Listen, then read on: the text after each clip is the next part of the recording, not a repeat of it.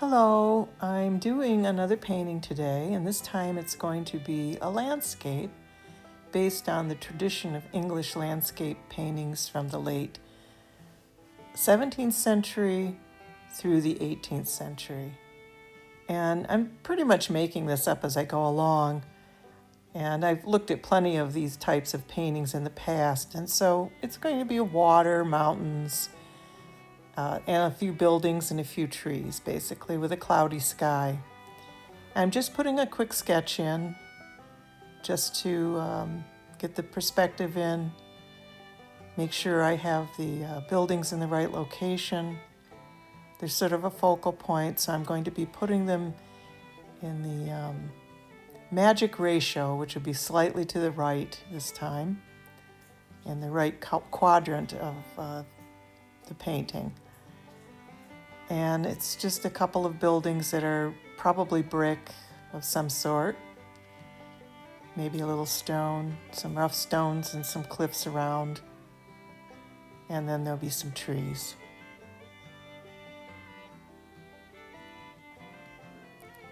Now what I'm doing is I'm actually drawing on top of a piece of very stiff foam board that has a special coating on it, and it's a paper coating, and I didn't even bother to gesso this.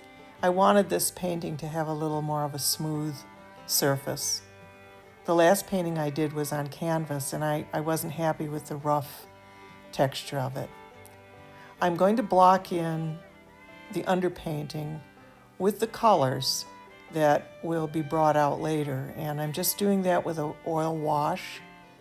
And what I use for the wash is just a little bit of turpentine and the paint, so it'll dry quickly.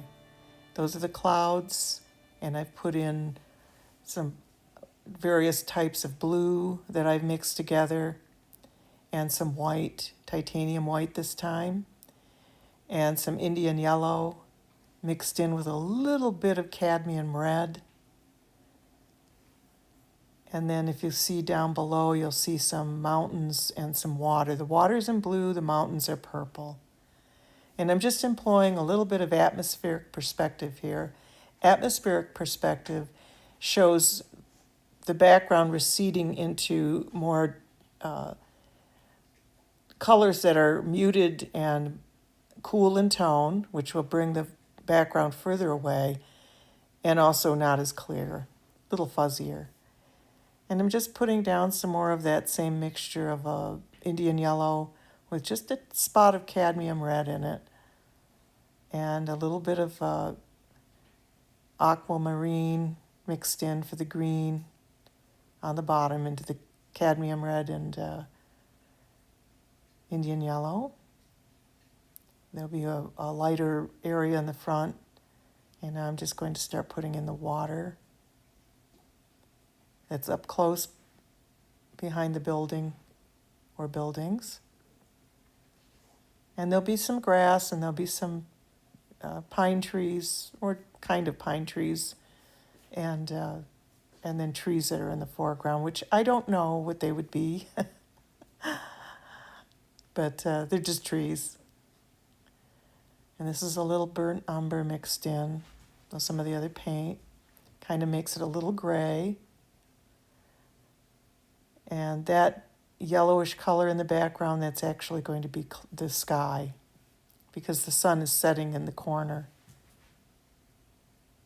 So I want that to be a little brighter. And the mountains over that, in that direction, will be more of an orange, like a cadmium orange, very thinned out with a little bit of turpentine. Now the painting medium that I'm using is one that I make, and I've mentioned this before, and it's made by drying it out for 6 months to 9 months, and it's exactly half linseed oil. That's for oil painting, not boiled linseed oil like you do for furniture, but refined linseed oil and Damar varnish. And then you allow that to be exposed to the air for about 6 months to 9 months, and you get a kind of thick jelly, and you have to peel the top of it off because it'll form a skin. Occasionally you have to peel that off during that drying period. And you get a nice thick painting medium. Some people might find that a little difficult to use that method in that recipe, but I find that it gives a clearer, brighter tone to the oil paints when they dry. It does make them dry a little more quickly too. I'm just going to brush the trees in, almost like drawing the shadows. And I'm not using any black here. I know it looks black, but it's actually a combination of sap green and alizarin crimson, which are very dense colors if you buy the right kind of paint. You mix them together and you get what almost looks black. But when it mixes in with the other paint, it doesn't make that muddy, inky look that you can get when you use black if you're not experienced with using black paint. And again, I'm just using a very fine Kolinsky sable brush to sort of draw in the branches and the outline of the buildings. Landscape paintings became very popular in the Northern Renaissance, which would be Flanders, Flemish, during the Flemish Renaissance, just at the time, at the end of that Renaissance, when those countries were converting to Lutheranism, and they didn't want to paint as many figures of people.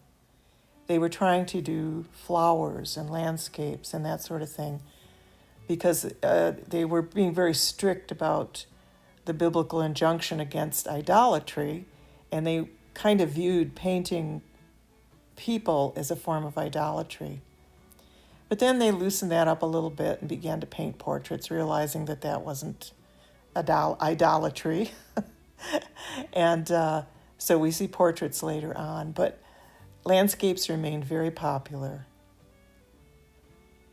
And of course, the English landscapes became quite a thing during the last part of the 17th century and into the 18th century. And this one represents perhaps a early 18th century landscape of that period that people might have brought with them when they came to the colonies to settle, or perhaps were sent a painting because someone in the family in England died and they got some of their estate and maybe something was shipped to them.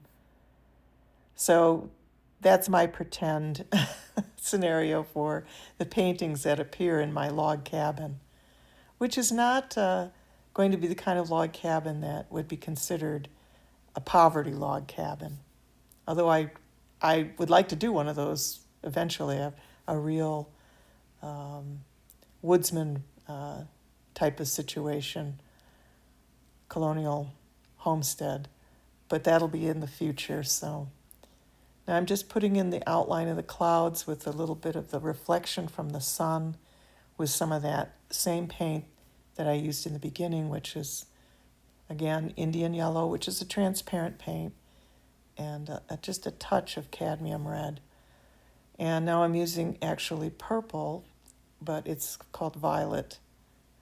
The paint is just a violet paint, and it's mixed with a little bit of burnt umber to calm that bright purple down, and that's the under part of the clouds. So I'm still doing underpainting mixed with a little more detail.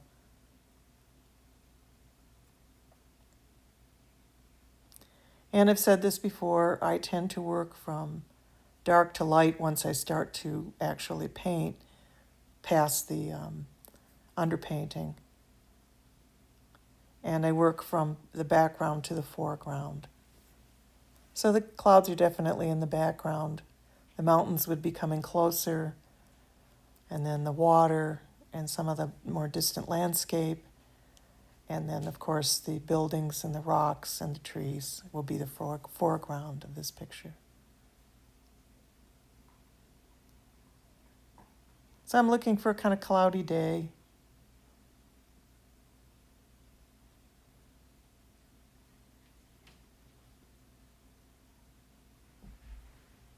I would encourage you, if you are interested in painting, to start out with maybe some inexpensive oils called studio oils, because oil paint is very expensive, and Get a small kit that you can experiment with. And as you experiment, you'll learn.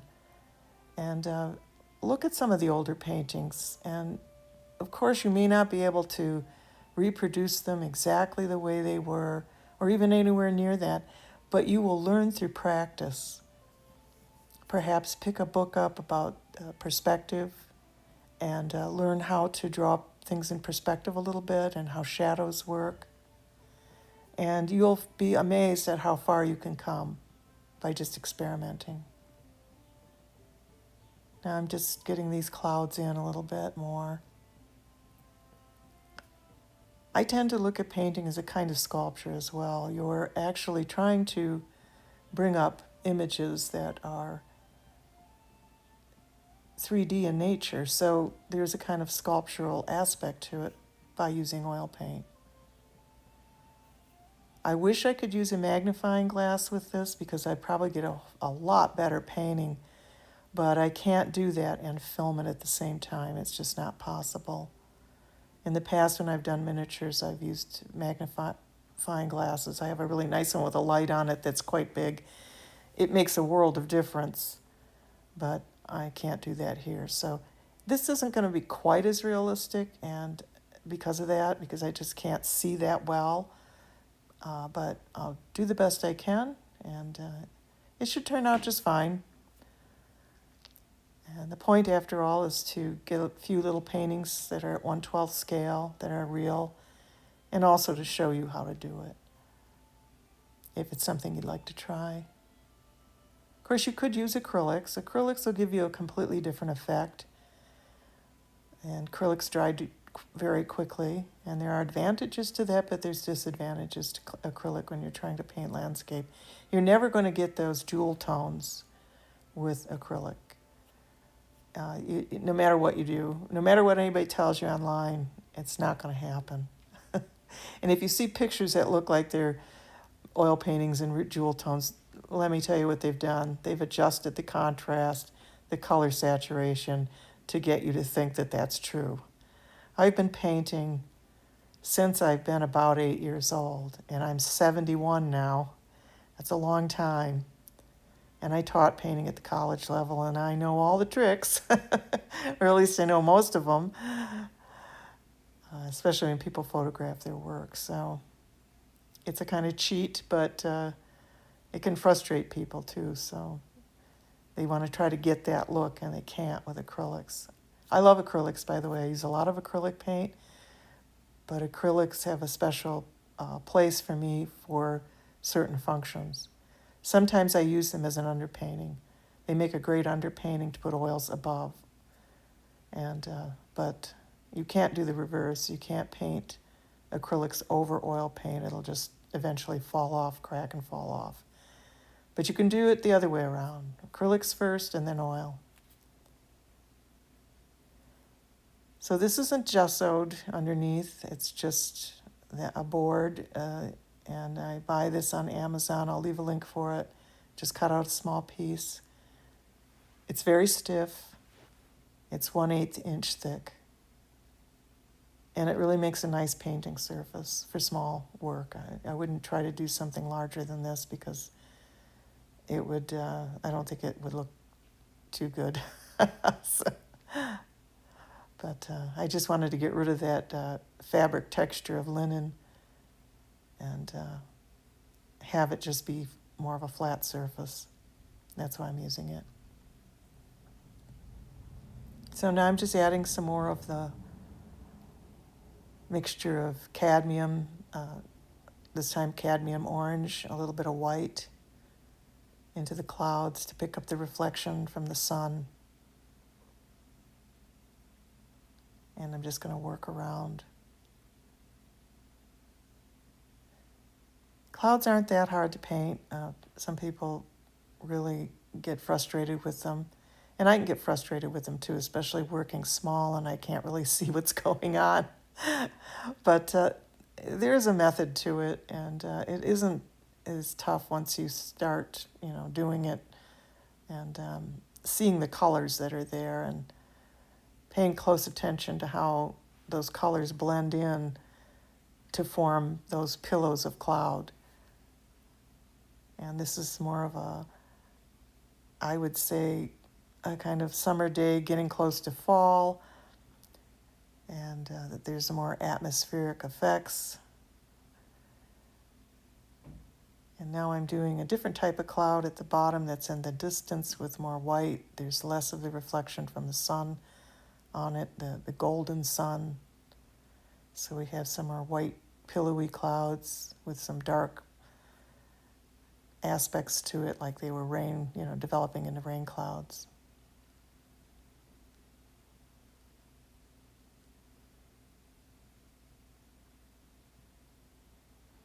And remember the old saying, red sky in morning, sailors take warning. Red sky at night, sailors delight. That is often true, I've found. So I don't know, I should have looked at where that saying came from and when, but it's been around a long time. They probably said it back then in the early 18th century. Maybe some of you know what the etymology of that saying is. Could be much, much older. Just putting a little bit of that reddish color down there and a reddish orange, but it'll get mixed in. It's just going to be very light. And then there's another different cloud in the even further back. I eventually take that out though, because it just didn't seem to match. So you'll see.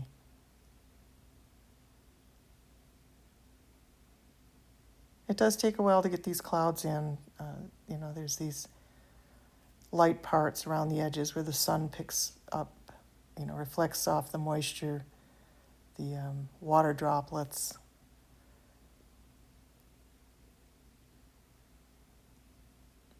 It's funny because out where I live, we often have clouds that look like this. And I live in a rural area that's pretty far out. We have spectacular sunrises and sunsets here, and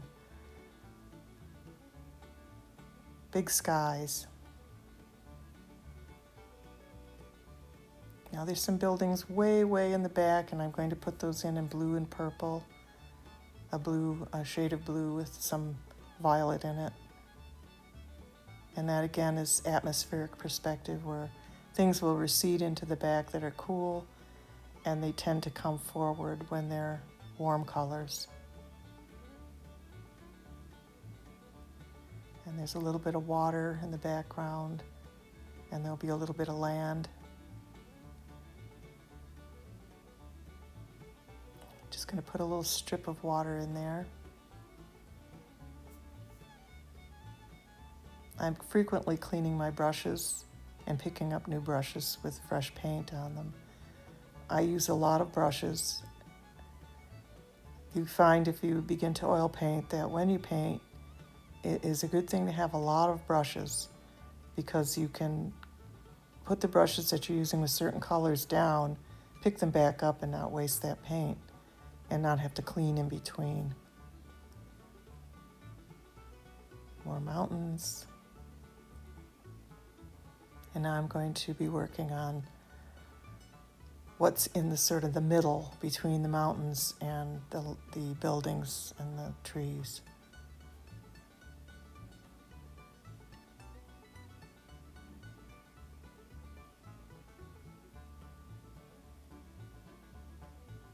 I use a lot of dry brushes to pick up excess paint too and blend.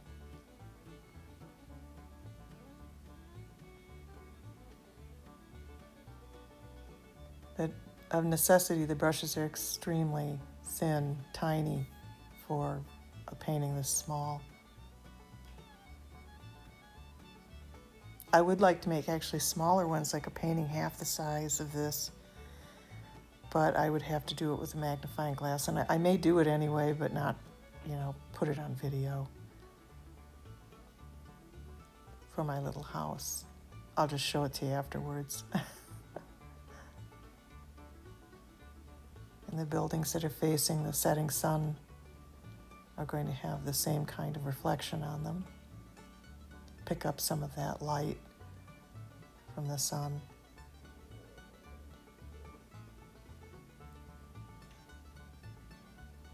Yeah, it's rough yet, but we're getting there. Just to give you a view, I can still see some of the pencil marks through the paint, which is fine. I'm using thin coats, so it's not covering it completely.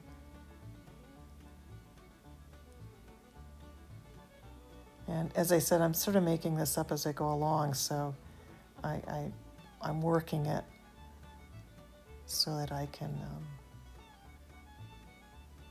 feel my way around. Of course, the nice thing about oil painting is very easy to fix mistakes.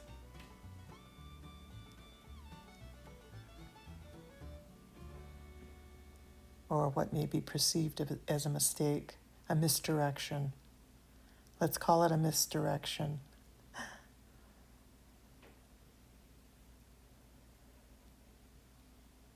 Again, I'm using that mixture of alizarin crimson and sap green to make what looks like black but isn't. It's a very, very dark brown. Now you could make it even darker by putting in maybe some ultramarine blue, a very concentrated form of it, a touch of it, and that would cool it down a bit and make it look even darker.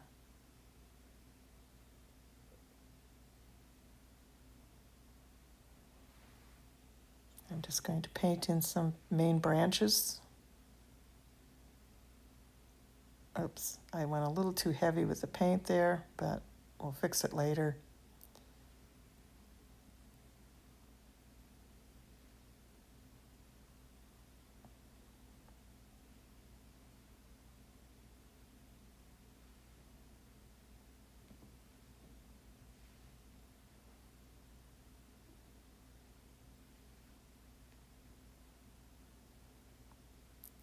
I'll be putting leaves on these trees at some point too, so it won't really matter that much. There, I fixed it up a bit.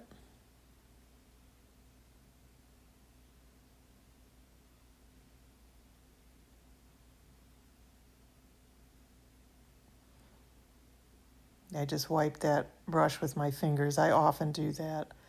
I'm usually covered with paint when I'm done painting.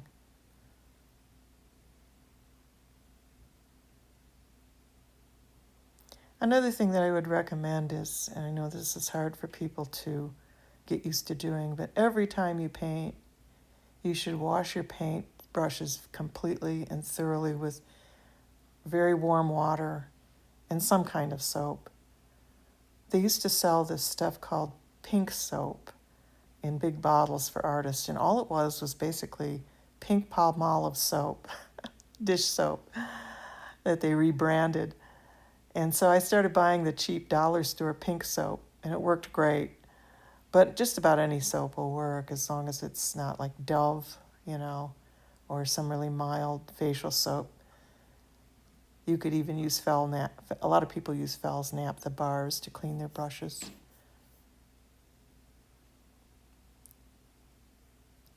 It's just important that you get that paint, whether it's whatever kind of paint it is, out of the brushes as much as you are able to, and then let them dry so that the brush will come back into shape. If you don't do it, it tends to start building up at the base of the bristles, and pretty soon you'll have this big knob of paint inside of it, and you'll have to throw the brush away. I've actually had most of my brushes for years and years. Some of my brushes are 45, 50 years old, and I'm still using them because I took care of them.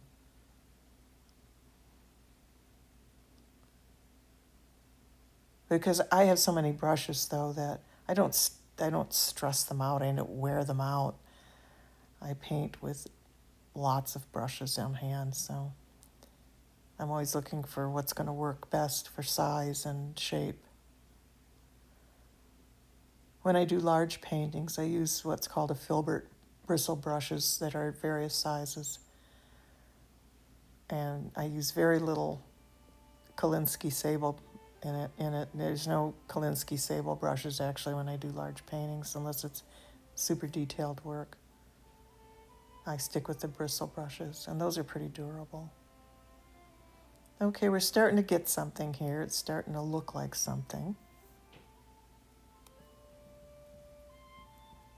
But we still have a ways to go.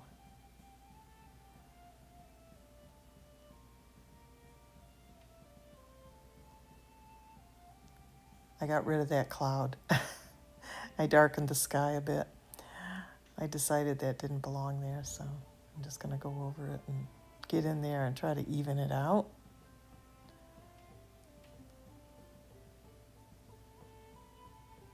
And of course, as you go up toward the higher part of the atmosphere, you're going to have a darker blue.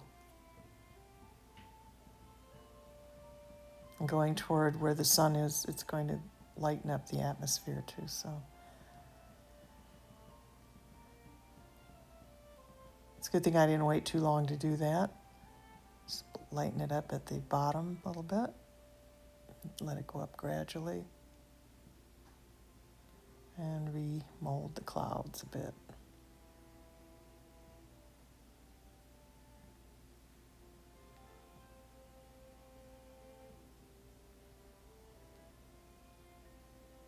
This is just a little dry brush that I'm putting in to blend it.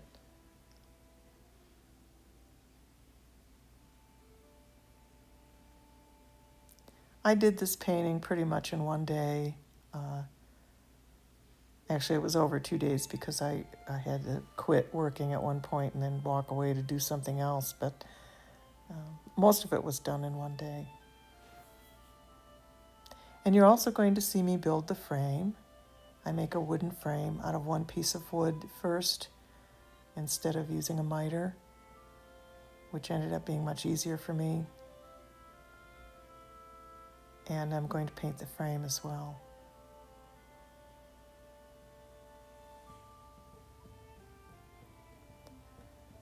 Colonial Americans really loved painted furniture.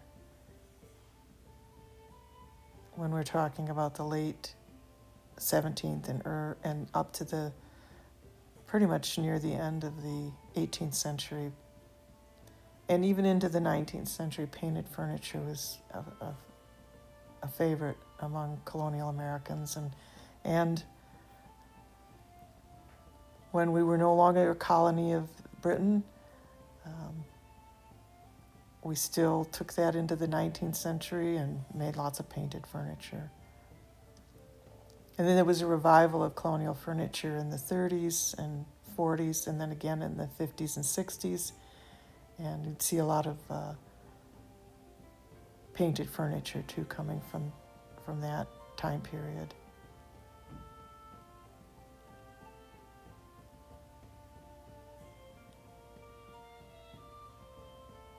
Gonna put some more highlights in these clouds and a little bit more white in there and a little more of those darker colors too, and mix it in.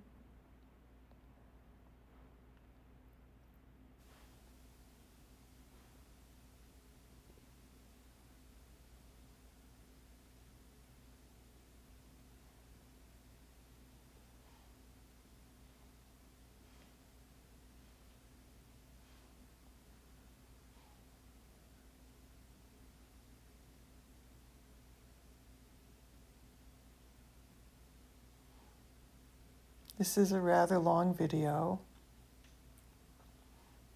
I have been making longer ones lately, but that's because I've been doing things that take some time, like painting.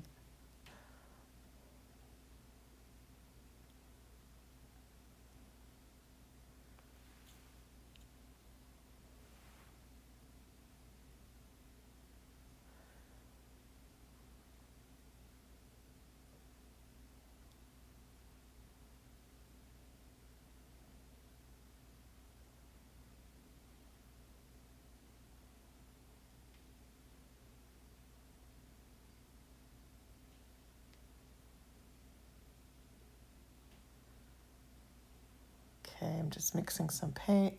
I'm going to go in and try to put some highlights on these little buildings.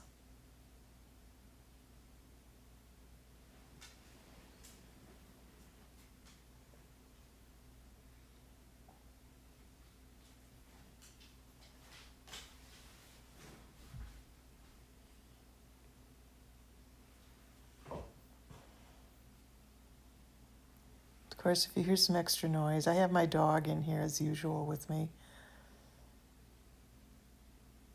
We haven't really been able to let him out much. We've had all that smoke coming from Ontario, and we couldn't go out of the house actually for a couple of days because it was so terrible here. And I have asthma, so I've stayed in, and now the smoke seemed to have cleared up, so that's good.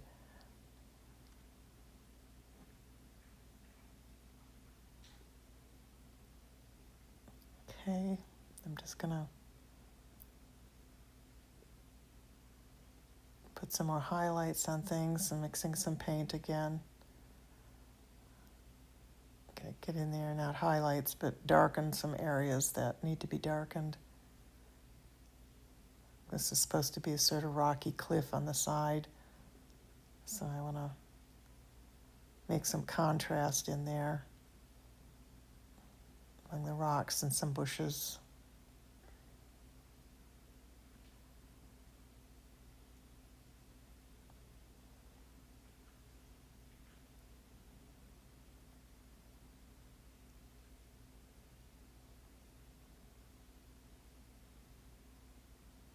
This is some sap green that I'm putting in on the edges to make it look like there's vegetation, maybe some trees.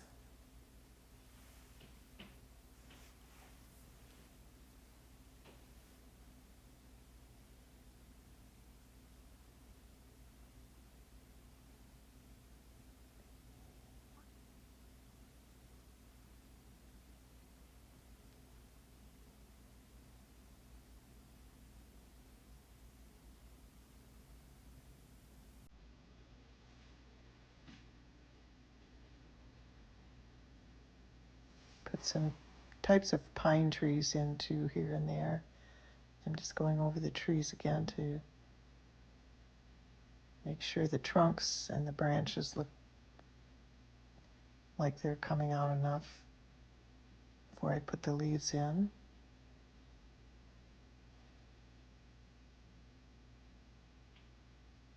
Leaving some highlight on the sides of the trees that are pointed toward the sun.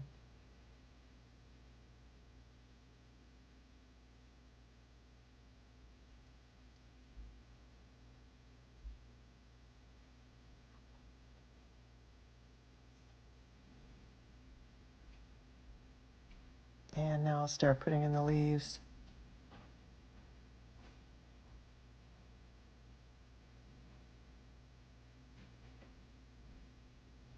Basically just putting little dashes and dots around just to give the impression that there's leaves there, but not too many leaves. Trees that are closer to the water that aren't as full of salt water.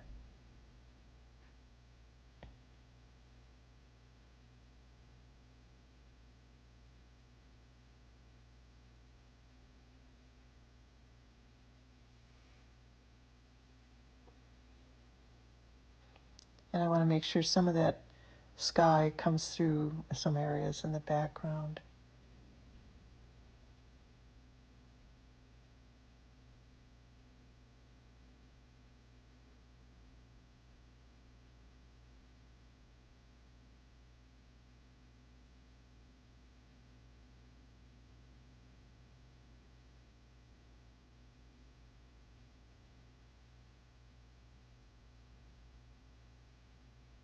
Before there was photography, painting was, and drawings too, were important to people.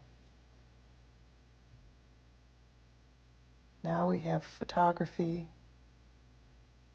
and we can just snap digital pictures, print them out. We can even have prints made that look almost like real paintings. We have a wealth of imagery we can work with. But back in those days, kind of like music, they couldn't just put on a record player, and they couldn't just, get photographs of the people they loved.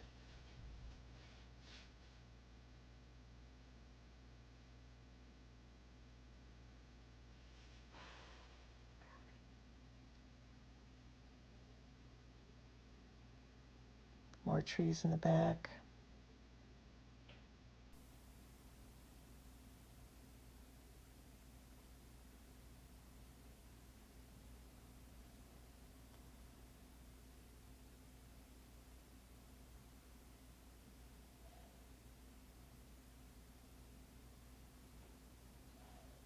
I think another thing is when you're doing a painting, knowing when to quit.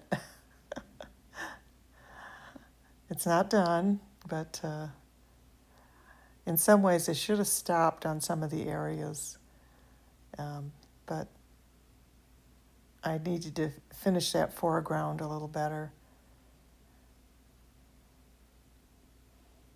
And so that's mainly what I'll be working on at the end here.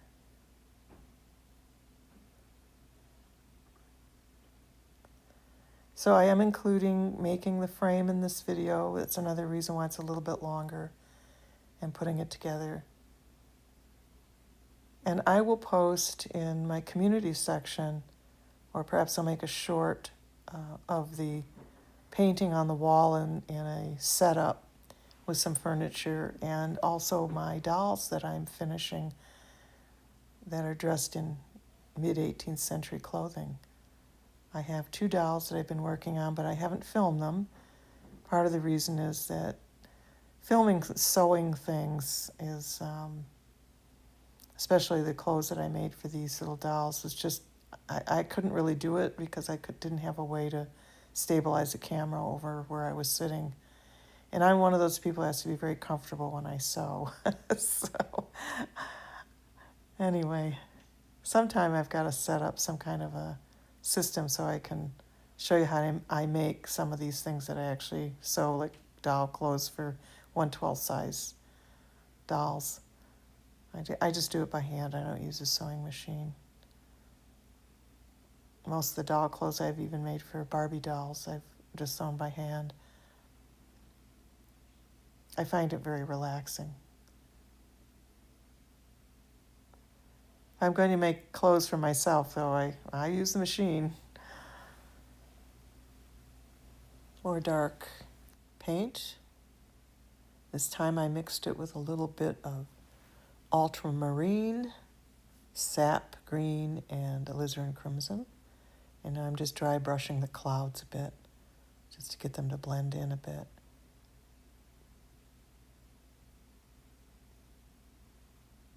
And I painted some of the rocks in, but I still have more to do there. It's coming along. I have other things to do with the buildings, and I need to put more detail in the buildings and the rocks that are coming up in front in the near foreground, and also the water in the back needs to be adjusted a little bit.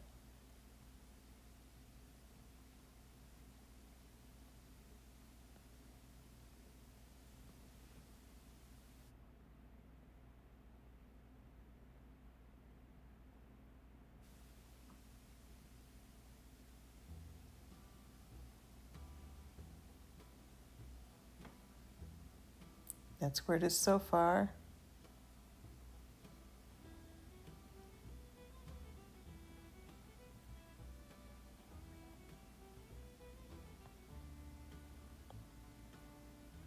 Just brushing in a little more of that dark color into the clouds. But I'm going to smooth that in with some lighter colors as well.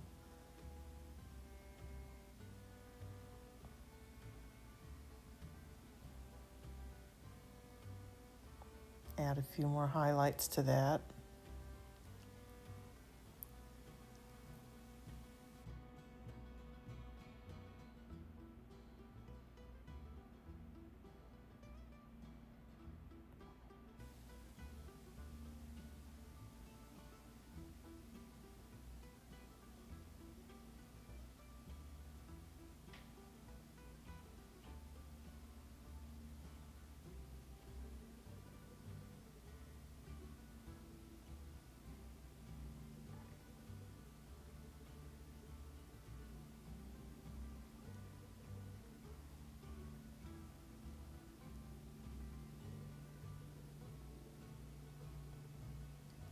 I'm just bringing that very light orangey color throughout the picture to pull the picture together.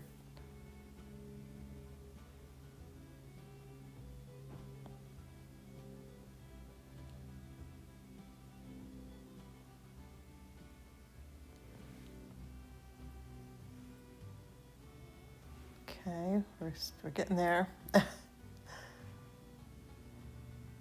Now it's dried, the painting is dried, it's basically finished. And what I'm doing is I'm putting a coating of varnish over it that has a little tiny bit of burnt sienna oil in it to give it a look like it's, maybe a little bit older. And it's a very thin layer. The paint is completely dry. And I'm just going to coat the whole thing with this. And then later on, I'm going to spray it with Mr. Super Clear after it's completely dry and take some of the shine off of it. But you won't see me do that. Mr. Super Clear is a spray that I use for doll making, but I also use it in my artwork. It's very poisonous, though. You have to have a mask on and you have to do it outside. So I'll take this outside when it's completely dry, spray it with Mr. Super Clear in the frame, and fix the paint that'll be on the frame and the drawing that'll be on the frame, and tone down this shiny image so that you can see the image better. And it'll also preserve it. I'm just going around the edges a bit. This is just a clean, flat Kolinsky sable brush that I'm using. And I'm just going to add some more to the trees, to kind of tilt it back and forth to make sure that I have seen any spots that I missed that aren't shiny. It does tend to make the colors pop a little bit. And but as it dries, it will be a little less, it'll calm down a bit. So it's super shiny right now because it's wet, but it'll dry up a little bit. It'll dry up and it'll become a little less shiny, and then I'm going to spray it and it'll be much better. Okay, that's done really. Now I'm going to make the frame. I've already cut the frame out. You can see it in the upper part there, that square behind my painting. And all I did is take a 1/8 piece of balsa wood, decided how thick I wanted the frame, and then just cut out the center. And now I'm just going to trim it with 1/16 square balsa wood dowels on the inside and the outside. And I'll just measure those. Just thought I'd try to make a frame this way, a little bit something different. Instead of the usual cutting it with a miter. And I'll just glue all those pieces on with wood glue. Make sure they're the same size. I'm just going to paint the wood glue on and put them in place. I do this on the inside and the outside, so the whole thing is covered, is framed in with these 1/8 inch or 1/16 inch square dowels. They're kind of delicate, you have to kind of be careful with them. But I think this will work out just fine. I made the other frame for the portrait of a young man out of the same dowels and the same balsa wood. I just cut the frame out differently.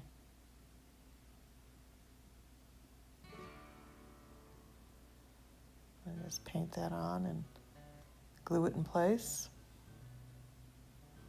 Just take off any excess, and then this will all be sanded front and back, and then I'll just put these on the outside.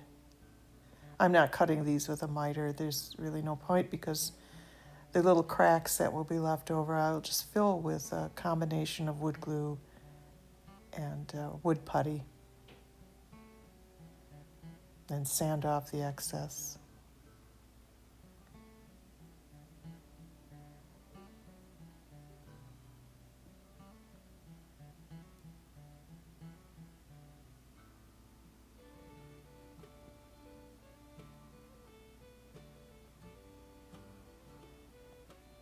It's that same glue that I always use, weld wood, wood weld. I always get them backwards, but the thing I like about this wood glue is it does dry a little bit faster than some of the other brands. But the other thing is it doesn't have a terrible smell. Some of them smell like sour ammonia. And if you use a lot of wood glue, that can kind of get on your nerves after a while. So this one actually has kind of a pleasant odor. It doesn't bother me at all, at least me. You know, I can't speak for everybody, of course, but most people do say they don't mind the smell. It doesn't bother them. And it is good glue, so, and it's not the most expensive either, so that's always a plus. I bought a gallon of it recently, and I just keep refilling the bottles, and that's a whole lot cheaper. So I use weldwood. Okay, I use a third weldwood about, or a half, depending on what I'm going to do, and I mix it with the Minwax wood filler. It makes it a little finer, makes it a little stronger, and I can get it into those cracks. And I'm just painting it in, and then I'll push it in with my fingers. The edges on the inside are a little bit ragged. I ended up making another frame and putting it underneath because what I realized is I cut one out of 1/8 inch, ended up cutting a second one out so that the painting would be flat against the back. And that piece of wood I was pushing in was just to push away that filler. I let it dry and then I sanded it. And I'm just going to try this painting in there and see how it fits. It fits, so I'm just going to continue sanding it a little bit. Sand the back. Make sure that any rough edges are taken out. And now I'm going to paint it. And this is leftover paint that I had from the bed that I made last week, the rope bed. And it's more of a walnut color. And I'm just using that up. And it's just a mixture of raw umber, a little bit of purple paint, just a little bit of a dark purple, and a little bit of wood glue. And this is gel stain that I'm going to put over the whole thing. And it's walnut. Now just paint that on.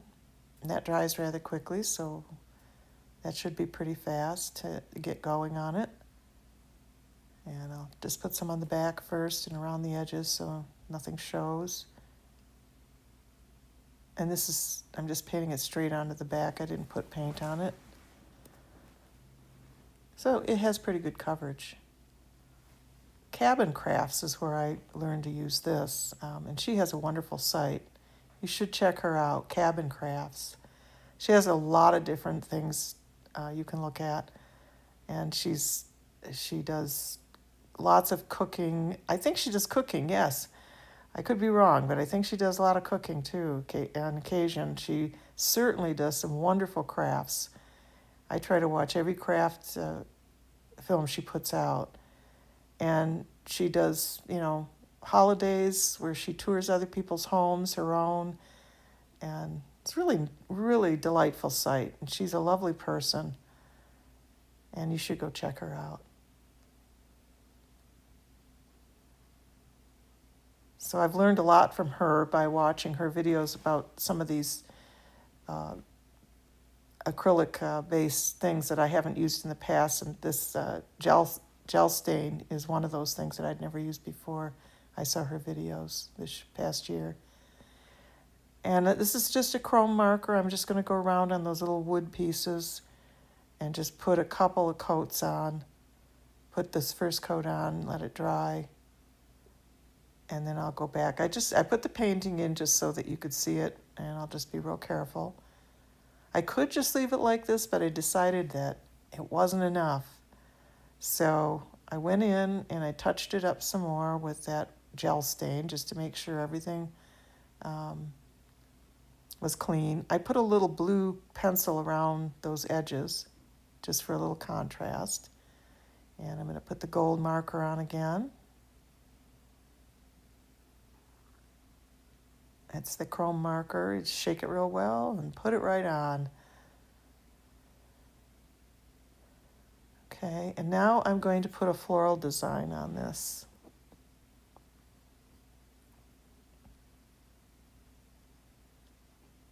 And this is a Inktense pencil, and it's a green color. I didn't look to see what the color was. I'm sorry. I can't see it. The pencil's turning too fast. But it's a lighter green. And I'm just making some stems here. I'm trying to keep the pencil sharp. I'm dipping it in water as I go. These are water soluble, but they're not called watercolor pencils. But they are water soluble, as I said. So very intense colors for what they are. Generally speaking, watercolor pencils aren't that great for doing something like this. But these are, although they are very expensive, I have to say, I got these as a gift some years ago. And this is what I use them for mainly, is doing little decorative things like this, and also on cloth. And then I'll spray the cloth with something to fix it, or not. I'm just going to put those in like that. I'm not going to fuss too much, but do the best I can. And I'm just going to highlight them a little with a darker, really dark green. This, I think, is called forest green. It's almost black, it's so dark. And now blue.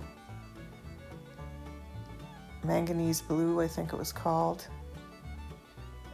It's a little dark, but I'll lighten it up with another color. Just putting like a kind of periwinkle or daisy type flower on each corner. And now I'm just highlighting them with a little bit of white. And I'll just blend that in.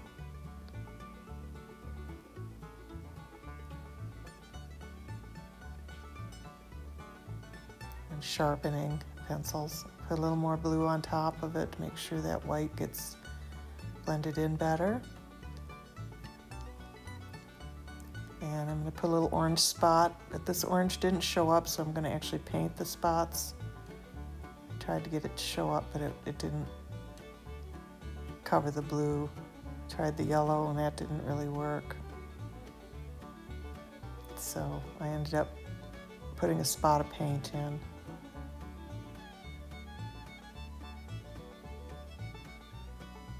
Still didn't, it didn't do it enough for me, so I actually went over the flowers and painted them with pool blue acrylic. This is called Pool Blue, and it's by Apple Barrel. And then I was satisfied finally. I guess the background was too dark. That worked better, so. And I'm just using pumpkin orange. I think this is pumpkin orange, yeah. And that's just also Apple Barrel, and just putting a spot in, and that's it. Now that's done. And when this is all dry, I will spray it with Mr. Super Clear, the whole thing. Well, thank you for watching, and I hope you'll like and subscribe. And I'll post more pictures of this in the room on another day in my community section, or perhaps I'll make a short. And again, if you do like this video, please subscribe. Bye-bye.